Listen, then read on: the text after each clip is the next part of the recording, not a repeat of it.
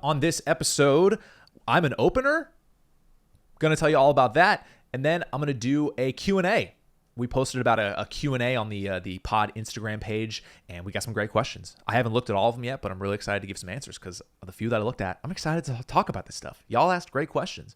So this week is going to be a solo ep. Haven't done one of these in a while. I'm excited to just hang with you guys for a little while. And I will say tour dates, the day you're watching this, right now as I'm speaking, I am in Orlando. I'm in Orlando right now. I'm probably at some coffee shop feeling jet lagged because it's 3 hours ahead and I didn't sleep great. So you can come catch me in Orlando tonight at the Orlando Improv at 7:30. And if you're watching this the next day, then you missed out on an unbelievable show. Oh my God, it was fucking crazy, man. There was fireworks. I got a standing ovation. It was sold out twice. Why didn't I even know you could do that? Sell it twice? That's crazy, you know? Thanks, Orlando. But good news. If you did miss that and you live in Tampa, Florida, I will be there September 7th through the 9th at Side Splitters. There's 2 locations. Make sure it's the right one. So just go to my website or in the description to get tickets to those shows. There's 5 of them, dude. I'm doing 5 shows in Tampa, September 7th through the 9th. And then I will be in Salt Lake City, September 19th, Phoenix, September 20th. And then I will be in Raleigh, North Carolina, October 10th, Charlotte, October 11th. Very excited for all these shows. These are all clubs that I've always wanted to do, so I'm so excited to headline them. So come see me, man. It's going to be great shows. And I'll see you there. And also, I'll see you on this episode that starts right now.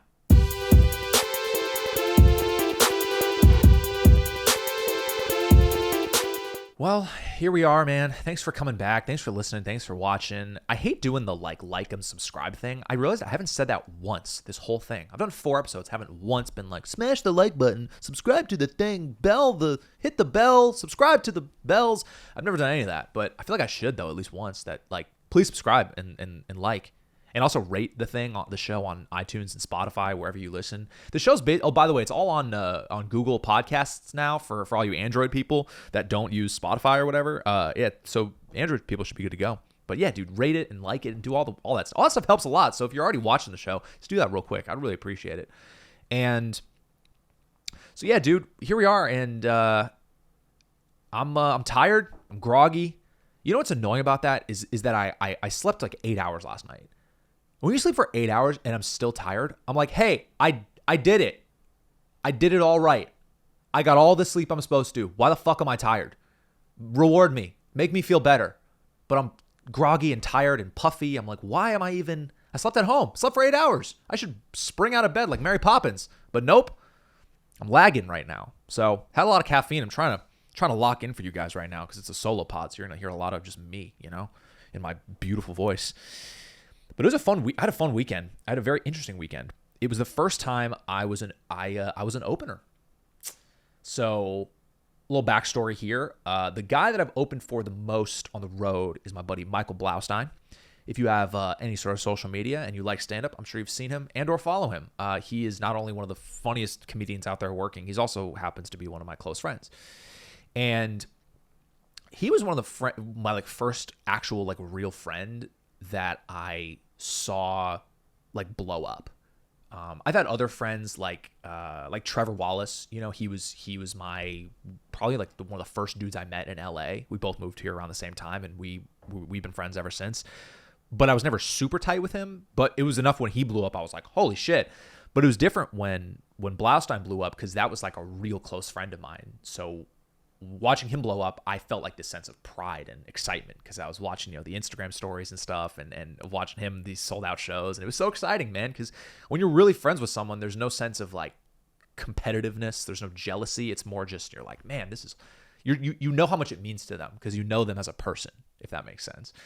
And so when he started really doing a lot of tour dates, I became one of his openers. So it was me and 2 other dudes, and we, which are also 2 of my close friends, Neil Ghosh and Daniel Weingarten, and we like to have toured with him and seen his success, and it's been so fun, man. I remember back in, I think it was 2021, me, Michael, and Neil, we did this tour through the South where it was like old school touring type of shit where we did a different city every night, and we were driving through all this shit. It was crazy. We started in Raleigh and then drove to Charlotte, and then it was all like one night shows. And then from Charlotte, we drove to Nashville. That was like an overnight drive. Nashville, then we landed in Atlanta, and then we did 5 shows there. And we were just this like run and gun just team, like just running through the South together. And it was when you do those type of tours, you get really close with those people.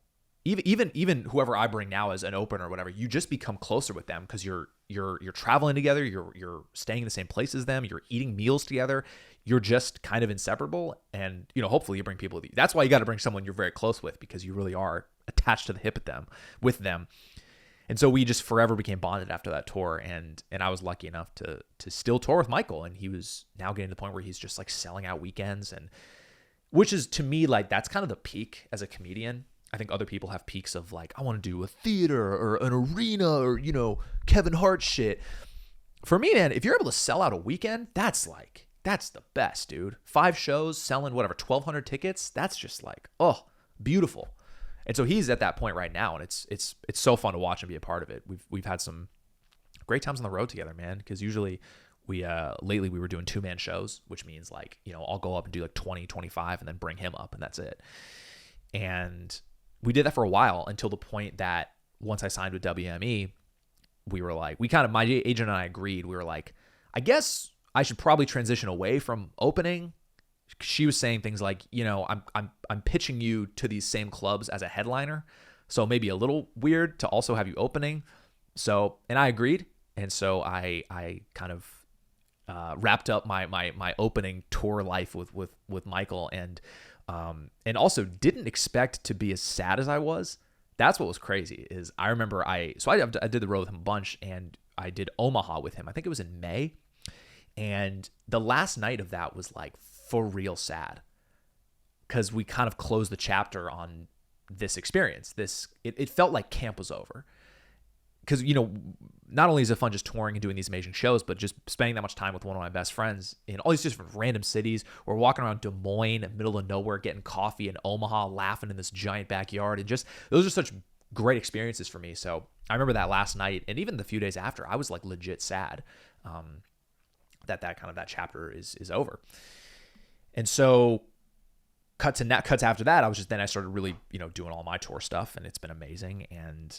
But he had a local weekend coming up where he was doing shows at this club in Oxnard, California, which, if you're not from the LA area, it's like west of LA. It's in like Ventura County. It's like an hour and a half, maybe like an hour from LA.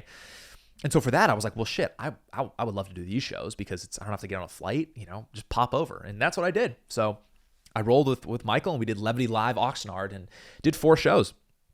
And it was great to be back with the gang, back with the crew. He brings the same videographer who I've become very good friends with too. And we had a great time, man. We had a great time. And what's great about those shows is when you're back opening, now there is no stakes.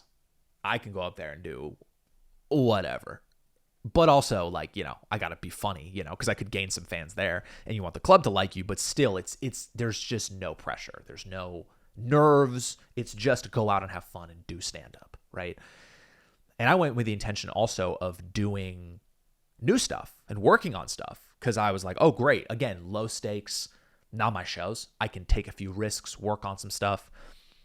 But what I forgot is I'm opening. I'm like not just opening, but like cold opening, which basically means that you go up like first. Like you basically teach these people, this is what's happening tonight. Comedy is happening tonight. And normally that is the hardest spot in comedy. And I'm sure Mike knows this too. It'll go like cold open, and then like a host, and then now we're off, right? Can I have fries and chicken fingers, please? Blah, blah, blah, blah, yep. blah, blah. If they're already not even sat yet, it's the cold open is a brutal spot, because they're really not even ready yet. And so if I go up, I'm going up and doing 20 minutes. In my head, it feels like I'm doing this 20-minute set, but it's not really that, because the first 5 minutes, I'm like kind of battling, because I'm like opening the show, getting people ready. And so, on my shows, I open with very strong jokes, because I want to start it off with a bang, and people are excited. Boom, let's get started. Having a strong opening is a very important thing. And I'm doing the same jokes, and people are like, ha. And this is my good shit. My good shit's getting like a C+. It was such a reality check, because I went up there like, whatever. And I forgot that I'm fucking hosting the show, basically. And it was a nice little reality check, because it's been a minute since I've opened a show, and man, you feel it. Forget the cold open thing. Forget that the audience is cold, but also these also aren't my fans. And this is not just a regular show. These are people who are paying to see Michael Blaustein. They want to see him, and I'm a roadblock. You got to get through me to get to him, right? And so you really feel that. And I was thinking about it because I do shows all the time in town in LA that aren't my shows. And so I was kind of like, why am I struggling for the first few minutes? What's going on? And I realized I was like, oh yeah, because they're here to see him. They don't care about me. We're a little bit different brand. He's a little more wild than me. And so if you're just on a regular show at, let's say, just some LA comedy club, you're one of 8 people on the show, then that's a little different because they're just there to see a show. They're not there specific. So in those instances, I feel like I can shine, and I do shine because I feel like I'm able to get a crowd on my side, and I like to be very relatable and get people on the same page, and I feel like I can really bring that. But man, it's different when someone's there to see one dude specifically. It's not the same thing. And I forgot that. So here I am, Captain New Material, here to do some new stuff. And I'm like, the fucking good stuff's not doing well. So then I'm going up, be like, oh, how about this new joke? And it's like, bombing's a strong word, but it wasn't not bombing. And these are jokes that I've been doing in my act for a little while, but they're just newer and I wanted to work on them, right? But man, it was like immediately when I tried something newish, it'd be like the energy was just sucked out of the room and they would be like, whatever. And which is frustrating for me because I was like, shit, I really want to work on new jokes. I know the jokes that work. So it was kind of it was like the first show was like a reality check. I was like, okay, cool. So I need to sort of readjust my expectations of what this is going to be. Still very grateful to be there because it's fun just to hang with your boy. Fucking packed show. It's awesome, right? People get to know me. And yeah, sometimes with stand-up, I like to, I can be kind of charming on stage. I can kind of like in little silly moments kind of riff, mess around. And there was just no charm for these. They were like, bro, get it going and bring up the guy we want. And I was like, okay, back to jokes, I guess. And it was cool. Doing 2 shows in a night's great because the first show I was like, Jesus. Which, I mean, again, zooming out, I feel like I'm just rambling, but zooming out, I did great. It's just, but it's, on this podcast, I will always not only keep it real, but also tell you guys what's really going on in my mind. From an outsider perspective, everyone's like, great set, that was awesome. But me, I have a whole different experience. So that's basically what this whole podcast is what's really going on in my head during these moments, if that makes sense. And so we did the late show, which was nice because then I knew what to expect. So then I went on stage just so loose, fucking around, having fun, still trying stuff. And if it doesn't do well, it's okay, man. Read the room. You know what it is. And so I had a lot more fun on the late show and had a great time with that one. And what's been sucking though is that I forgot I was going to mention this is I have this joke in my act now that I don't want to say which one because I'm still doing it if you see me on tour, but there's a joke that like it hits like 70% of the time and 30%, I want to go 60. We can go 60-40 on this one, I think. 60 hitting good, 40% it does like not great. And I don't know what it is because I was doing the joke over the weekend and I was like, why is this joke like not doing that well? And I even listened back to voice recordings of my sets and I found like 5 different moments where I was like, this joke crushed. What's happened? This is the hardest part of stand up is you will do a joke 50 times and it'll work like 38 times. You're like, why? What's the another 12? What's different? What am I doing differently? It kind of drives you crazy. And I'm going to still do the joke, but it's a weird, that also is, that's why stand-up is so hard because it takes so long to develop a bit. Like you think you had it, but then the other 12 times you're like, what was I doing differently? You could be doing something differently. And it could be the 52nd time you do that bit, you could find a little nugget, right? Do you ever get the yips kind of like sports maybe? If you have a bad one, does it throw that joke off for a while? Or is it anything equate? A bad one? What do you mean, like the joke before not working or the joke itself didn't work the night before or something? Yeah, can one joke get in your head and all of a sudden become like a putter who can't putt anymore because he has the yips and it's like that joke just, like that topic I can't get through now? Maybe a little bit because now it is in my head of like, oh, let's see if this joke is going to work because it's not as reliable. Because usually if I'm doing, an hour of jokes, I'm like, all these jokes work. I know they work. They're the reason they're in my act. But if there is one that's like, ooh, sometimes that doesn't work, I definitely think there is a little bit in my head of, well, let's see how this one goes. But I don't think it majorly majorly gets in my head in any sort of way. Yeah. Because it's like it worked enough. Then I'm like, it'll be fine. It's just a weird thing with stand-up where you have to fucking figure it out, you know? Even 9 years into this game, I'm still learning shit. So Saturday night comes around and I'm like a little less excited because now I'm like, oh, okay, now I know what this is. This isn't exactly what I thought it was going to be. But it was still so fun because we had because Trevor Wallace came through. And so it was me, Michael, and Trevor, and that was the show. I remember Michael's agent was like, damn, these people paid $25 for this show? That's fucking crazy. And it was so fun, man, because yeah, like I said at the beginning, Trevor's a dude I've known like forever. Just doing open mics together and watching his career take off is crazy. Like, no one works as hard as that dude. It's fucking awesome. And it was nice, man. We got to actually hang out and catch up, which we never really get a chance to do. In comedy, you really like see people just, you cross paths. It'll be the quick, like, how is everything? Everything good? You feeling good? How is everything? The road's good, blah, blah. And then that's it. But it was nice, man. Me and Trev got to like hang out while, Michael was on stage, and we got to just kick it for like, an hour, just talking, catching up. And it's really nice, man. He's such a good dude. So it was really nice just to hang with him and bring him on stage. It was cool to see people's reaction. And it's just fun, man. I get so in my head about some of these things with stand-up, but it's still so fun, man. What I get to do with my life is awesome. And sure, I'm like nitpicking little moments of a show, but like I'm like, bro, I get to do stand-up with like my best buddies and packed crowds, with chicken tenders in the green room. Come on, it's a great life. I got nothing to complain about. So I just always want to keep it real with you guys for the experiences that I have. And yeah, man. And then the last, we did 2 shows Saturday, and then the last show was fire. The last one was like, there we go. Oh yeah, I can do stand up. Sick. I forgot. That last show was packed. And we just had such a fun time, man. And that was it. Your boy was an opener for a couple nights. So I'm also hoping what'll be nice is that the shows that now I'll headline will be a little sweeter now. Cause I'm like, oh, cool. My fans again. Great. Orlando, what's up? I remember this. So it's a nice little perspective for you there. So, yeah, if you don't follow my buddy Michael, man, you're missing out. Go follow him. Go watch his stuff. It's so funny. He's shooting a special at the end of September in Denver in Comedy Works, which is like a wild move because that club is unbelievable. So the fact that he's shooting a special there is so sick. People shoot specials in these like massive rooms, like theaters, big rooms. And I just don't love that look. I love that he's doing it in a club because that to me is, there's nothing better than a packed comedy club, especially that place. That place is on fucking fire. And so the fact that that's your special, he's doing exactly what I would have done with a special, is shoot it in that place, like a 300-seat club, low ceilings, packed in. Perfect.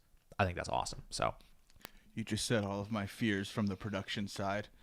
Oh, because it's small place, low ceilings. It's like, all right, lighting, yeah, back wall and depth of cameras. All right. Were you coming to it? No, this is me grunting in frustration. Oh, but, okay. Yeah. I thought you were like, oh, lights. Oh, fuck this yeah. age, no, not much coming in my days anymore. You heard it here first, dude. You heard it here first, folks. Not much coming from Mike right now. Production, though, fucking look at this shit. This shit looks nice, huh? He's got that dialed in. I'm glad you're not coming. Actually, the more coming, the probably the worse this podcast would look. So that actually sounds great.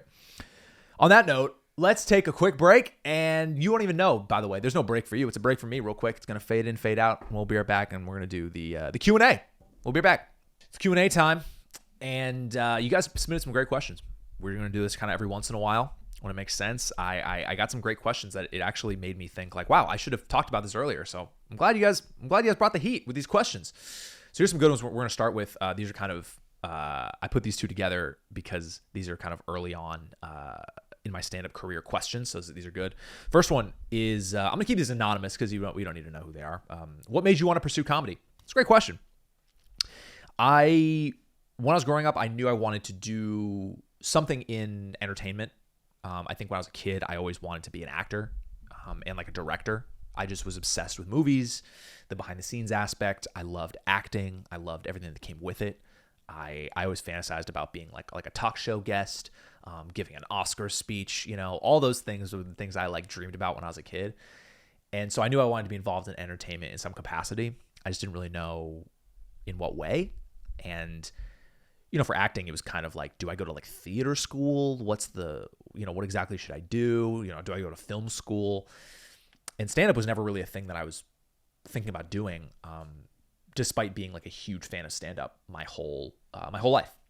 Like my parents did a good job of like educating me with stand-up, and I was watching stand-up specials when I was like a little kid. Even like anywhere from like Dane Cook was like the fucking man when I was growing up.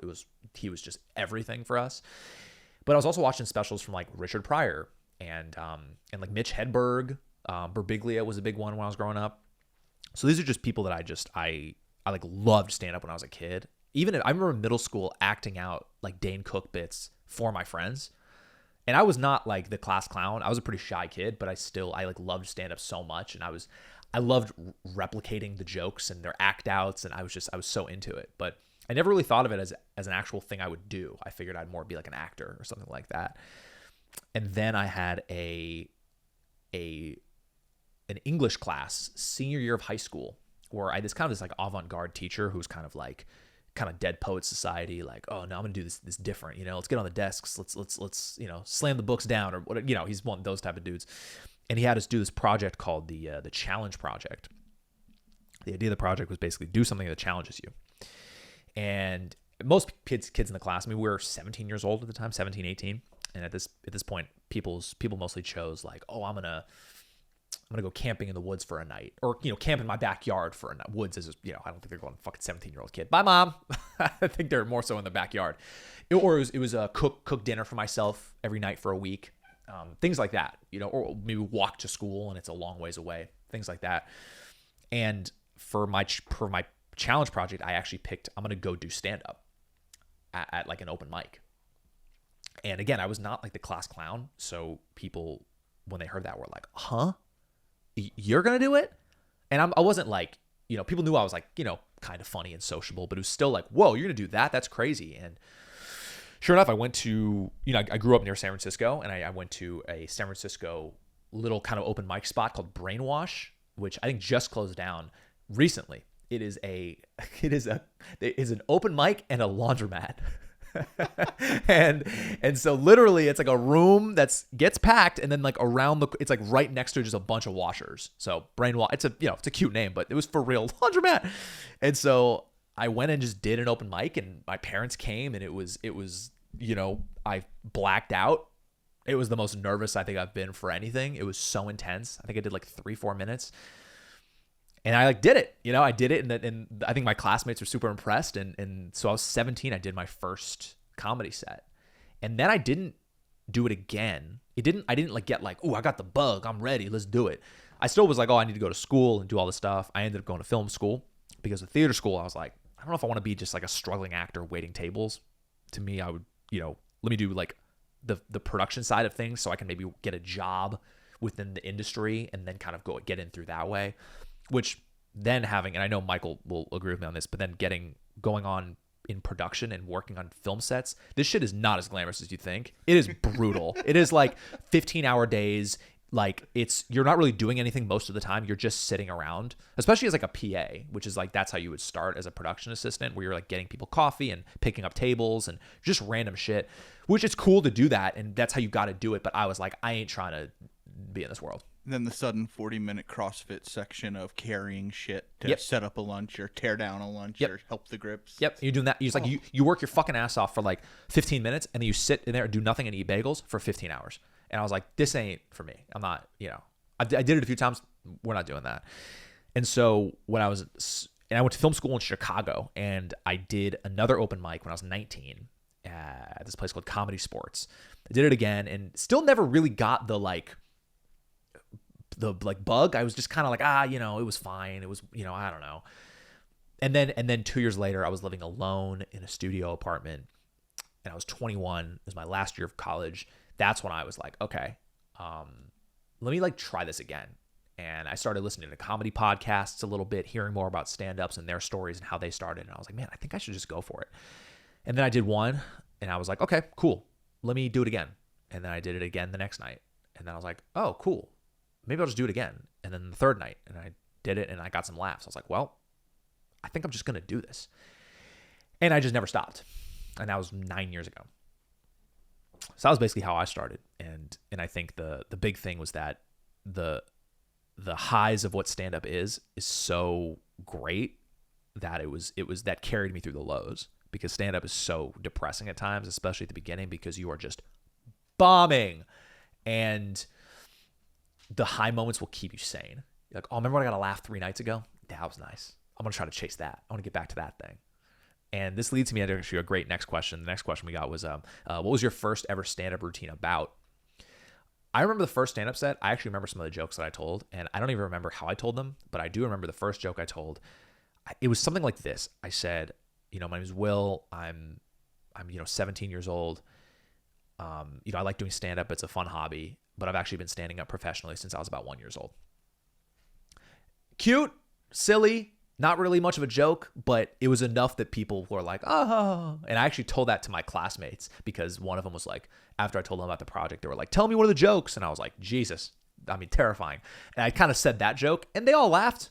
And I was like, all right, that's nice, And I do remember one other joke I told in my first set was about bagel bites, because I was 17.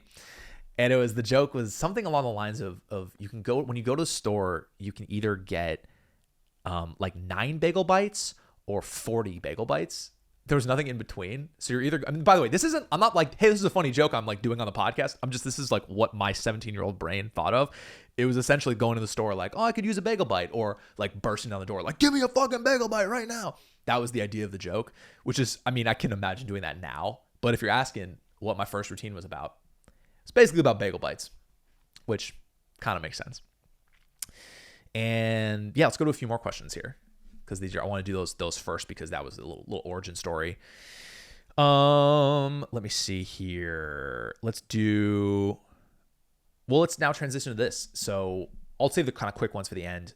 What's the best part about the new level of success you're now seeing? It's a good question. Now, cut to years later, I'm actually successful. The best part of the success, and I haven't really seen these questions before, so I don't have these pre-planned responses. I think it's got to be there's a lot of it. I think it's I feel like I'm finally able to relax a little bit, because I've now gotten to like a baseline of success and fans and shows to feel like I'm really doing this. Like I'm a touring headlining comedian that fans know. That's like all I wanted. And so I think I'm able to just kind of take a breath in a way. You're never fully relaxed. No matter what level you get to, you're still going to want to hustle. But I have this sense of like, okay, I don't need to be obsessively going crazy over, oh, I don't have a show tonight. Oh no, let me go to an open mic or something like that. Because I used to be like that. I felt kind of panicked. Like I need to be doing stand-up, 24/7 so I can get to where I'm at. And so finally getting to where I'm at, I feel like I can be like, okay, whew, great. I can take a night off. I can take 2 nights off. It's okay. Everything's, I'm in a good place. And so that's one part of that's great. Obviously just having fans is crazy. Be able to do meet and greets and actually talk to people, and people are like, you're my favorite comedian, and I've been watching you for years and all that stuff. That truly is, a life-changing thing, just because that's really all I've wanted, And so I think to have that is such a dream come true, and it's so special. So I think just the people that I've met and that are fans of me, it's so awesome. And then having a little bit of money is nice. I'm not making like a shitload of money, but enough to be able to live very comfortably and not really worry about money right now. And that's huge. So like that's when I feel shitty complaining sometimes, because I'm like, what a life I have. My dream has come true. I have fans. They come and see me. They're cool. I have a little bit of money. My life is definitely a lot more, I'd say, relaxed is a good kind of summary of everything. I feel like I can just take a breath. But I also know I have a long way to go. I keep reminding myself that this is just the start. It feels like everything is so important right now, and every show is like, this is it. But I'm like, man, I just started. You forget that like comedians are headlining for years before they are even, take out like Matt Rife, for example. People think that dude came out of nowhere. That motherfucker's been touring for years. He's been doing stand-up for like 15 years. He's been touring as a headliner for probably like 8 years. And so that's what I have to remind myself, is like, I could be one of those dudes that is touring and selling a decent amount of tickets for a few years until something, boom, catches. And then that's it. And then you take the fuck off. So I also have to remind myself that that's another kind of taking a breath and taking a beat is like, oh yeah, this is a long game. Don't forget that. Boy, I don't know what to do when I'm taking a sip of water. People are gonna think that their fucking AirPods are broken or something, you know? Because I don't want to cut out a gap. I'm gonna have to take a sip of water at some point. I don't know how to do that. I almost need to like clink things so they know the podcast is still happening. I'm like, nope, I'm just taking a drink. This is a water break brought to you by Wilston. Brought to you by no one. We don't have sponsors yet. But when we do, fucking watch out, dude. Those breaks are gonna be crazy. Here's my favorite question. I can't wait to talk about this. How come there are no clips online of you doing stand-up, not crowd work? Thank you for asking this, because this is such an important question. And it's simple, because I don't want you guys to know all of my jokes when you come see me live. That's it. That's the answer to the question. Here's the thing is that people come to the shows expecting crowd work, and I do a little bit of crowd work, but I also have this full set of jokes. You know, whatever it is, 45 minutes, whatever it is of jokes that no one's really heard before. So when you come to a show, yeah, I'll do a little bit of crowd work. Of course. I love doing it. And I love getting some clips out of it too. But I have jokes that I've been meticulously crafting for 9 years. And so this is the first tour I'm actually able to show them off. So if I'm posting those jokes online and you go to the show and you know most of them, because here's the thing is, what makes comedy so special is being unexpected. You laugh because you don't expect something. It catches you by surprise, and catches you by surprise how funny something is. So if I'm posting all my jokes and you already know the punchlines, you're not laughing the same. There could be a thing of like, oh, you know, watch this one joke. This is so funny. I love this joke to your friend, right? But I want everyone just to be surprised.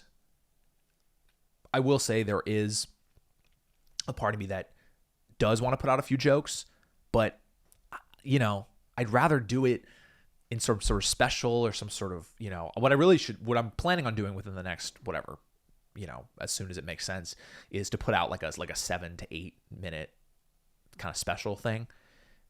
Whether that's with like Don't Tell or Comedy Central or do it myself, you know, like the tour. And just to have some material out there, because I agree that I would like to have some actual jokes out there so people don't think all I do is crowd work. But we'll see. We'll see what happens with that. That's a little inside scoop on what I'm working on. But either way, that's really all it is that you just don't want people to all know your jokes before you go onto the stage. That's all. Because crowd work is just it's a throwaway moment that'll never be replicated, and so you can just that can just be thrown out there. So, but it is kind of a weird game. I had a buddy who this happened to.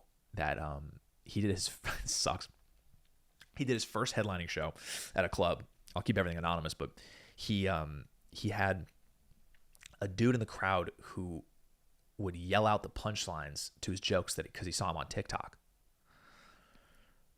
So it's like when I hear shit like that, I'm like, bro, like, boo that man. That's great. Well, also if that was me, that motherfucker would be kicked out so quick.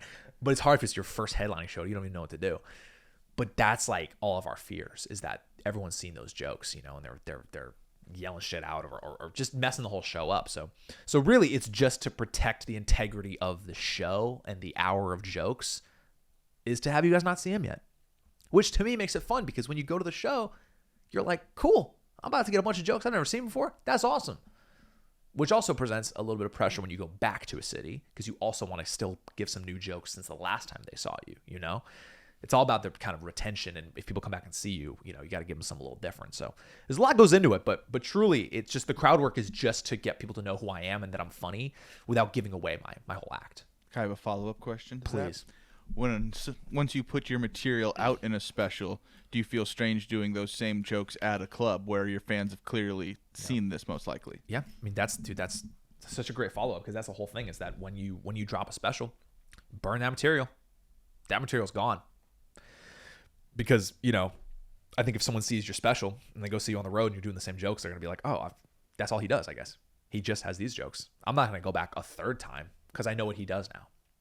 So if you're asking me if I put out a special, like let's call it a 45-minute special. By the way, specials are too long.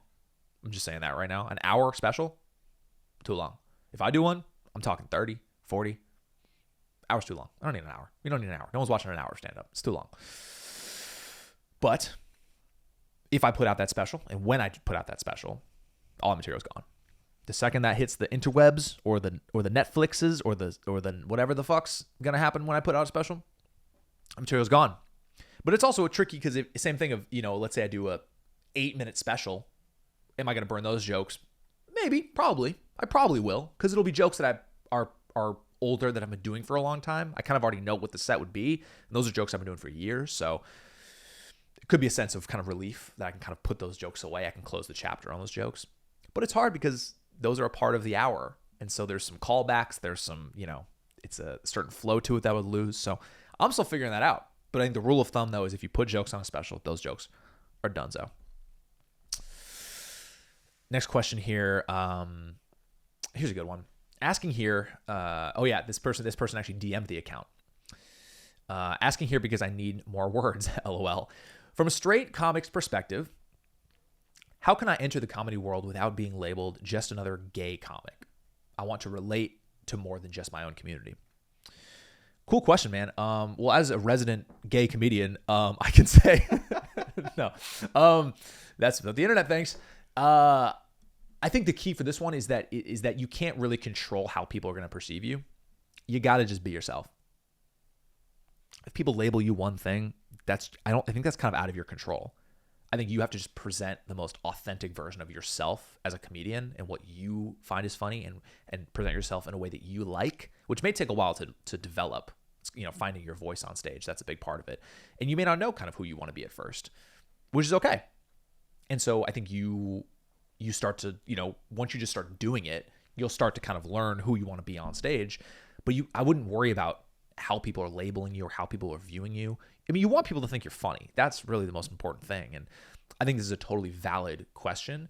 But again, I think I just go back to is you got to just be yourself, man. People are going to say whatever they're going to say. I mean, look at me, dude. Half the internet thinks I'm like gay or closeted or something. You should see the comments I get. It's fucking wild. And I'm straight, bro. I'm sounding gayer and gayer the way I'm saying this. No, I'm straight. Trust me. But no, for real, it's like the internet has all of a sudden created all these interesting labels for me and things that I would have never thought. But it's out of my control. I'm just gonna do me. I'm gonna give out the content I want, do the jokes I want, and then the chips are gonna fall where they may. So I think that's the key, man. Is be yourself and just be authentic, and whatever happens after that, whatever.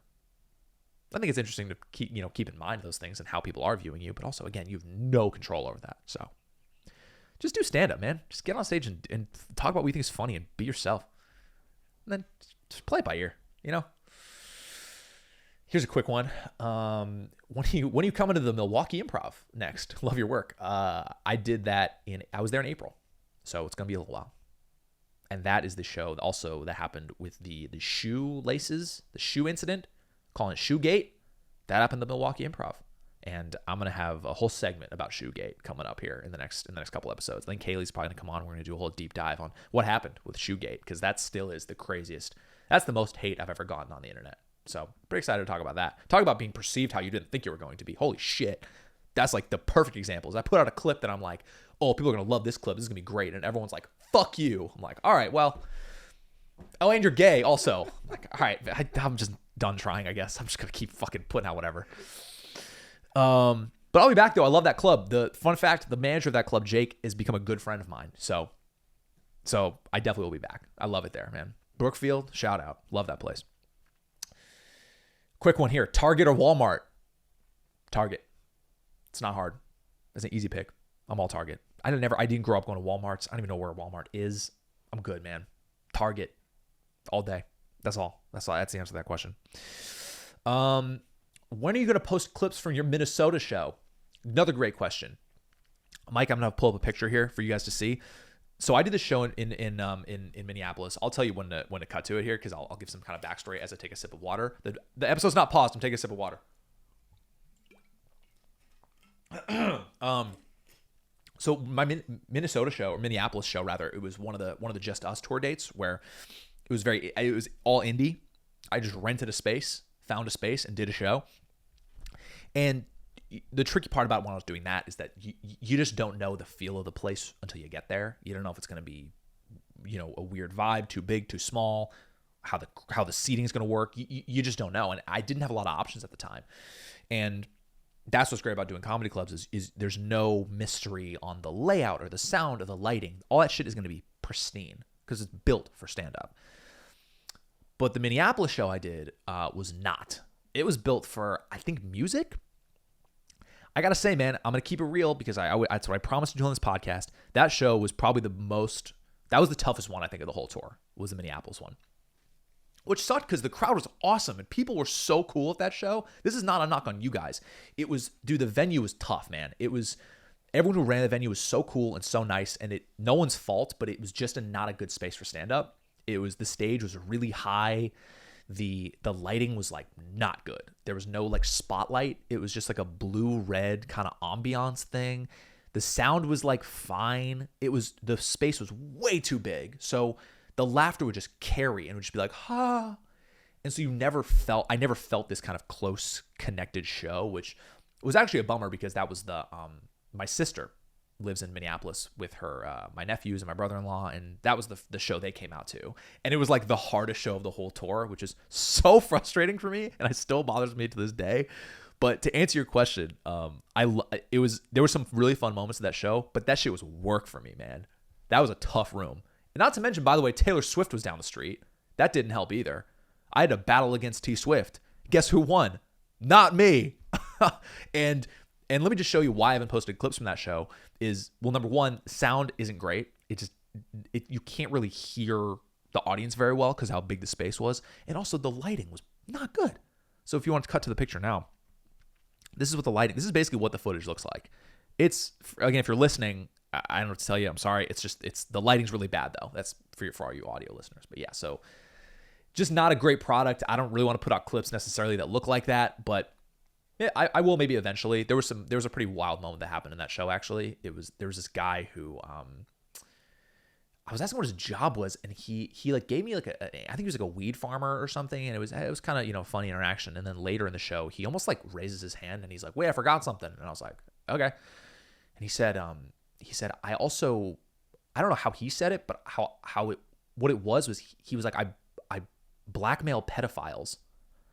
And I was like, okay, what? And he said, yeah, I find dudes who comment creepy stuff on young girls' posts, and I DM them and fucking blackmail them, and like say, hey, if you don't pay me $500, I'm gonna send this to like your friends or whatever. Like, this dude's saying this to me in the crowd, and most of the audience was like, what? It was really bizarre. I ended up having a fun moment with it later, but it was a weird moment. We all felt mad weird in that moment. And so that would be the clip I think I would use from that show, but it was like I feel like if I put up that, somehow, Instagram is going to be like, hey, you're banned. Fucking no way are we letting this shit go up. So those are the inside scoops of why I haven't really posted clips. It's really because the quality is just rough and the sound is so bad. So that's really the answer there. A little inside scoop into my workflow in editing clips. So let's do a few more questions, and then we only have really like one more. It's a good one. This is a deep one to end on. Someone just wrote outlook on life. It's a good one, man. Outlook on life. I mean, I think I've already kind of touched on a lot of that in this episode of where I'm at life wise, but overall, life's good. I'm living the dream that I wanted. I have no other job. I'm just a comedian. I get to do a podcast that people like. I get to do stand up. I get to hang out with people without having this like, oh, I got to go to work. I got to do this. It's a beautiful life that I have for myself. But I also am still looking for more, because that's what I've realized also with success and watching my friends' success and my own success is that you're never truly satisfied no matter what level you get to. You're always going to want more. And so when you're asking me my outlook on life, I think a big thing is that I'm trying to make sure that I am mentally in a really good place with my life right now, regardless of any sort of success, because that's going to keep you grounded. That's going to keep you sane if you are just in a good vibe and a good headspace as a person, regardless, and not that's not hinged on success, and that is not reliant on success. So that way, when you're coming up, because I'm like, oh, once I start doing weekends, I'll feel like really career fulfilled. And then when I get that, I'll be like, yeah, but when I start selling out the weekends, then I'm going to feel really good. And then when you get there, you're like, oh, but then I want to start doing theaters. Then I'll be cool. Then I'll start selling out. Then it's like you're never fully satisfied. So I think for me, I'm just trying to be in a good space on the way. So when I get there, I'm already chilling, if that makes sense. So that's what I've really been working on for myself. And I'm in a good zone, man. I mean, personally, I'm feeling good.